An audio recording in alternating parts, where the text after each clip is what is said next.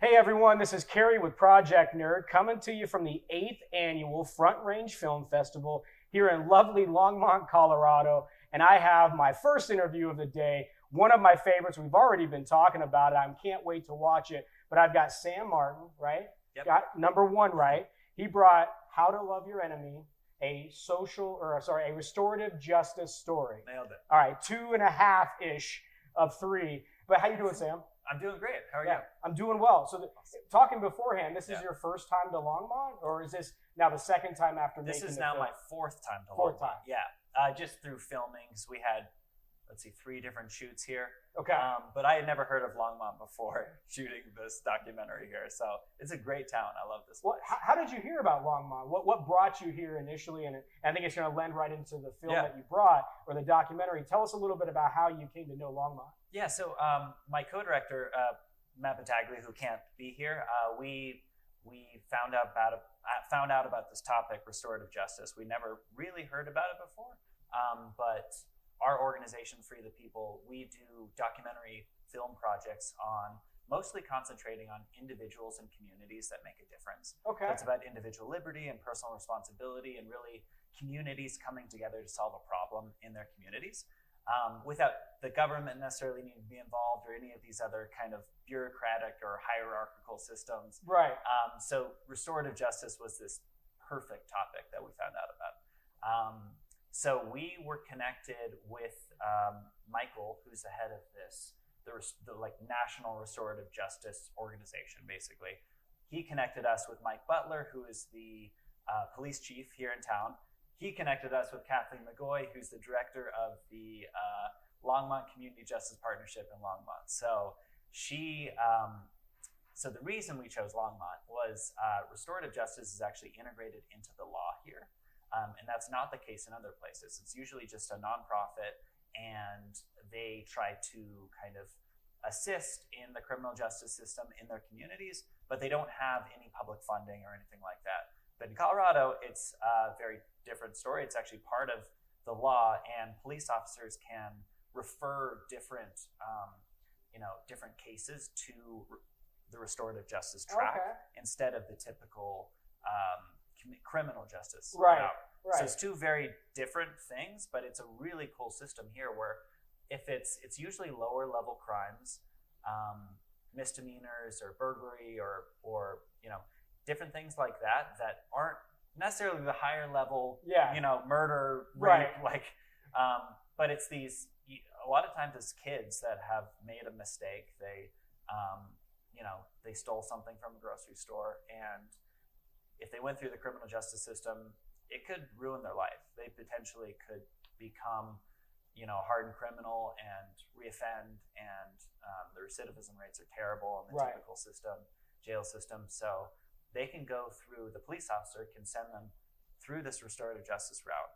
And it's a way of responsible parties being able to take responsibility for what they've done and to face the harmed party and say, I'm sorry, basically.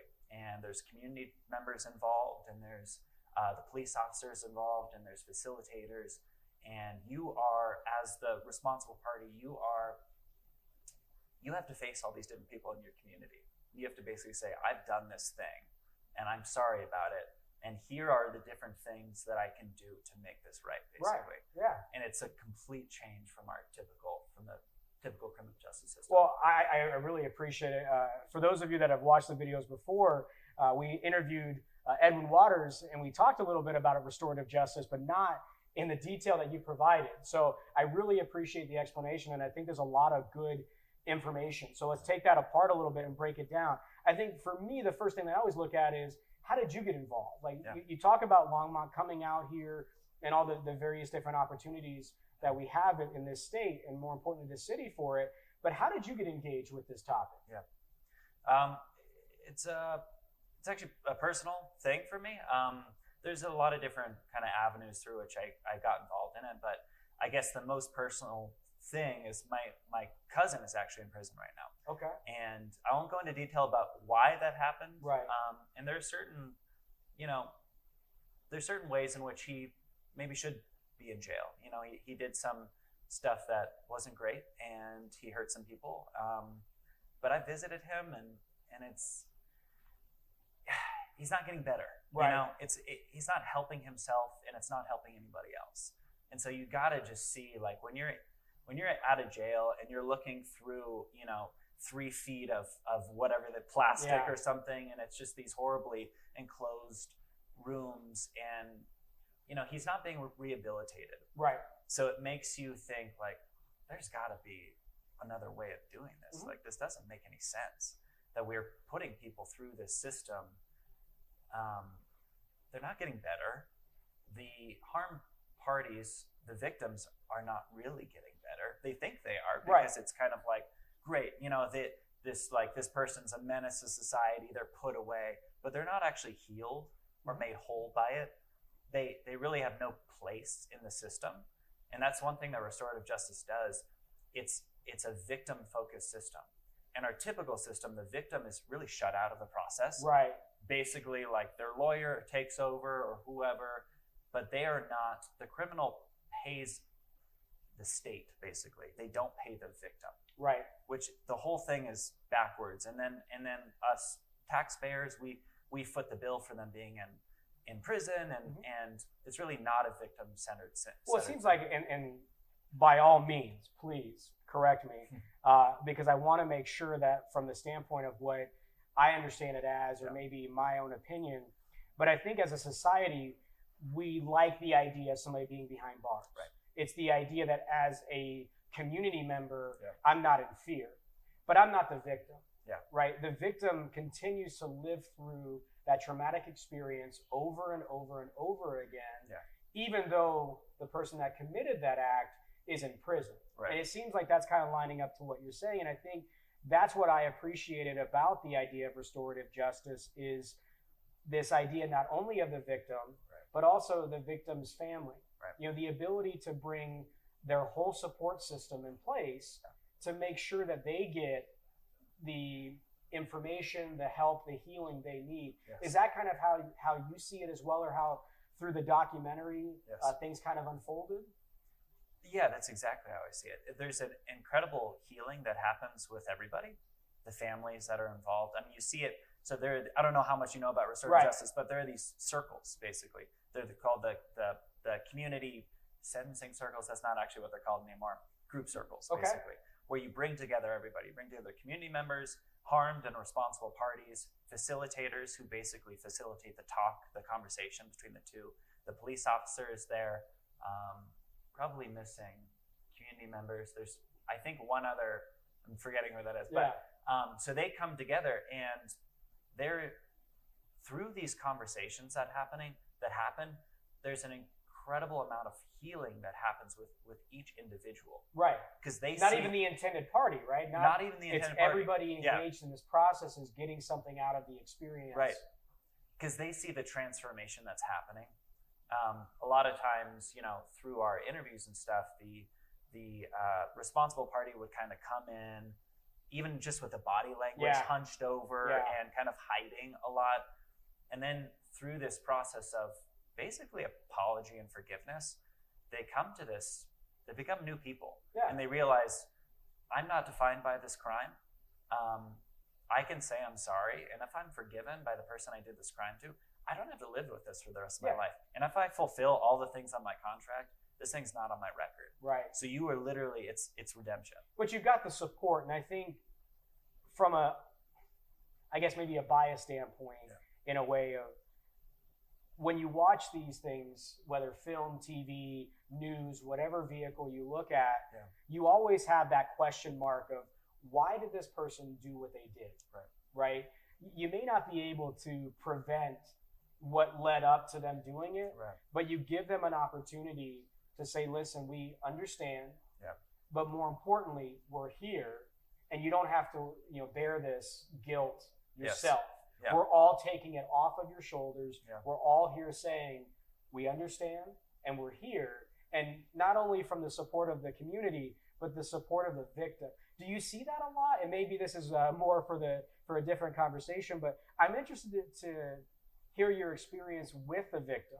Right? Do you see that in the examples or in the these circles that you're referring to, Mm-hmm. did you see the victim start to shed some of their pain and kind of welcome in the person that committed the act, or was it kind of more the community was there, the support was there, and it was more of a group versus a singular kind of healing? Definitely, yeah. And it's like with anything, it's a process. And these things, and we weren't able to actually see the entire process. We were able to get like kind of little snippets of circles, but it's a very private thing, right? And they don't especially want a bunch of cameras. I was interested, like in. how like that all like yeah, come on in, film us like crying and being vulnerable. Yeah, no, it's not. That was our first kind of hurdle we got over, because originally we wanted to film basically the entire thing from start to finish, and that's almost impossible to do. Right. That's what we found out very quickly. But yeah, to answer your question, yes, there's a transformation that happens in the victim as well. And I think at first the walls are up, and you, as the victim, you want the responsible party to pay for it, just like anyone would. Yeah. Right? Like you want them to go to jail, or you want something to happen. But over time, there's something that happens when you have to face somebody. Yeah. And you're not separated from them, and you have to look them in the eye. And when you were able to see, just as human beings, you're able to see when somebody's sorry, right? When somebody's truly sorry. And I think that process happens over time. And then you hear, there are the other people in the circle can be parents of the different members, and so they can kind of advocate for and also question maybe their son or their daughter. So you get other people's perspective on who this person is, and you start to see them as a whole person and not just somebody who committed this one stupid crime. Yeah, I think that was my main thing, and I appreciate the way you explained it. I think your words are a lot better than mine, because you have a passion for it, both personally as well as professionally in this regard. What I think is very interesting is when we're consumed by media and we're consumed with so many things changing so frequently that you don't have the opportunity to know that person. Yes. It's a number, it's a case, it's a situation where, this person did that, they should go to jail. Yeah. You don't get to know them as a person. And I think that's what I was fascinated by initially with this concept. Mm-hmm. It's almost like mediation. Like you're forced to be in a room together. Yes. Now you can, as either side, take the chance to just sit there and do nothing. Yeah. And everybody can do that. Or you can take that moment and sit across and try to understand and get to know the other person, whether victim, attacker, or vice versa. Yeah. And I think that's what I was so fascinated by, this idea, is to sit down in front of someone that has traumatized you. Mm-hmm. One, what does it take to get to that point? Right. That's insane to me. Right. Because I think for you, for me, I've never been in that situation. So, but I think the biggest thing that I hear, and I consistently preach now as an older person, is character. Mm-hmm. And I think the people that have true character are the ones that are more receptive to this type of justice, or more importantly, this restoration of two parties. Right. And more importantly from that, everybody surrounding that. So I'm really engaged with this process. I'm really excited to watch it. But I want to kind of go back to something as well. So if I understood you right, you talked about Free the People. Yes. Mm-hmm. Tell me a little bit about Free the People. What is that? What is that whole? Is it an organization, or is that kind of a social process that you're trying to incorporate? Tell me a little bit more about that piece. Can I throw in one point about what you just said first? One criticism of restorative justice is that it's soft on crime, basically. Okay. So exactly what you were saying, like the thing that I was finding, talking to different people, takes a lot of courage to go into something like this. It's actually much harder than the typical system. That's a great word. I think I can say character, but it really is courage, right? Yeah. You have to go in. Brave. You have to face your offender, or you have to face the person that you offended. And you have to go, and these are long conversations that last over a few weeks, sometimes longer.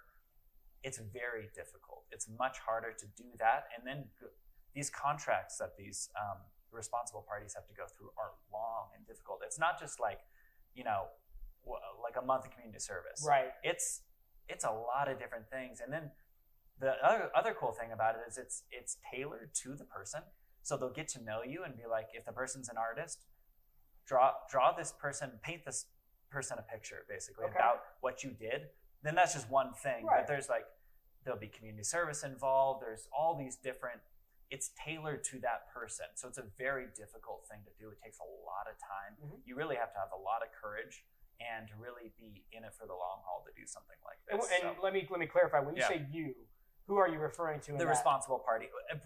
Actually, everybody. Right. But the harmed and responsible party, because you have to.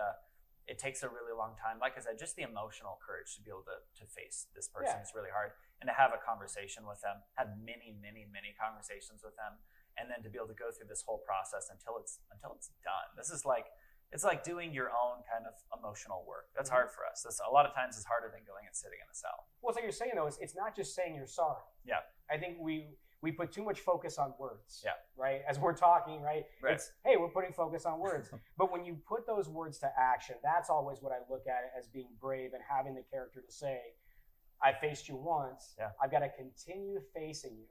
I've got to have you consistently in my life until this process is complete, right? It's not just, I'm going to say I'm sorry.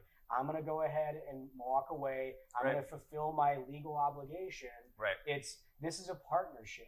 Yeah. This is us working together with the support of our community, our families, our friends, whatever that case is, to continue to navigate through this horrible tragedy, but make it positive. Right. And I think we don't see that enough. You know, we're more than happy to throw people away because we feel good about it. Yeah. We know we're safe. Mm-hmm. But you're not. And it goes back to the rehabilitation. What happens when they come out? Yeah. Right? We're no longer safe. But focusing on the positive aspect and the ability to rehabilitate two parties in a community, I think is what's really interesting. Totally. And I'm really glad you explained that, because I was really, you can't get that when you look at a piece of paper. Right. You can't get that when you go and type in what's restorative justice, right? You have to have the passion and the personal story behind it. So Sam, I really appreciate you explaining it. Hopefully you guys, I'm sorry, we've been looking at each other. It's hard not to with these eyes. I hope you can see it. I hope in high definition they show, but the story and what you're trying to get accomplished. So my last question for you, I know you got to get out of here and show this film, and I can't wait to watch it. But tell us a little bit about what you want out of this documentary. What are you wanting people to not only see and do, more so a call of action? Is that the goal, is a call to action, or is it more educational? So while you have a moment, why don't you kind of talk us through what you want people to get out of your documentary? I think it's kind of, it's what we want with all of our projects at Free the People. So like I said, we're really about individual empowerment and community empowerment. What can you do in your own community to make a difference? And there are a lot of different things you can do. And I think in this time of, we're very divided right now. This is something that everyone says. It feels that way at least. Right. But when you shoot a documentary like this, you realize that we're much less divided than we think we are. And our communities can really come together to create huge change. And that's what we love about restorative justice. It empowers the individual, it empowers community members, it empowers police officers, it empowers every single person in the circle to take responsibility for the justice system in their city. Usually we're all separated from that. Right. You know, we don't want to be a part of it, but we're not allowed to do that anymore. You know, and that's what we should be focusing on. So I think what I'm hoping for this documentary is that people see this and they're like, I want to do that in my city. You know, I want to reintegrate offenders into society. I want to believe in redemption. I want to believe that people can change. Yeah. And I think that's why restorative justice is kind of a beautiful topic. And I hope that people can see it and see how it's done in this town as a template for the rest of the country and start to adopt some of these practices into their own towns. I mean, come on. How much better can you say what he said? But the one word that I want you guys to take away from all of this is the one you said the most, empower. Yeah. You have to act locally. We're so much concerned about the global impact and the nationwide impact of what our actions actually do, but it's really local. We start with our community and we build from that. The positivity will spread. And coming from a negative person, it's hard not to be positive after that. But Sam, why don't you give us some details? So this is our housekeeping, right? Yeah. Where can people go, not only for Free the People, which I think is a great opportunity, but also the film, the documentary, and also what you're working on next. Yeah, so just go to freethepeople.org to see all of our projects, and we've got the trailer up there. We have not released the full-length documentary yet. We're doing the festival route first. But you can go to youtube.com/freethepeople and see the trailer there. And let's see, twitter.com/freethepeople and instagram.com/freethepeople. And all of that's going to be down here or up here or in the middle, or as I always say, it's underneath all the different titles. But please, I cannot express this enough. This is a great opportunity to learn about an amazing, different program that most of us have never had exposure to. But luckily for us in Colorado, it is statewide. But you have an opportunity locally to explore it and see if it works for your organization and, more importantly, your community. So keep in touch, free the people. Everything else is going to be up here. Until next time, this is Kerry coming to you from the 8th Annual Front Range Film Festival here in Longmont, Colorado. And already, I'm having a blast. Until then, we'll see you next time. Awesome. Wow. Thanks, man. Amazing job.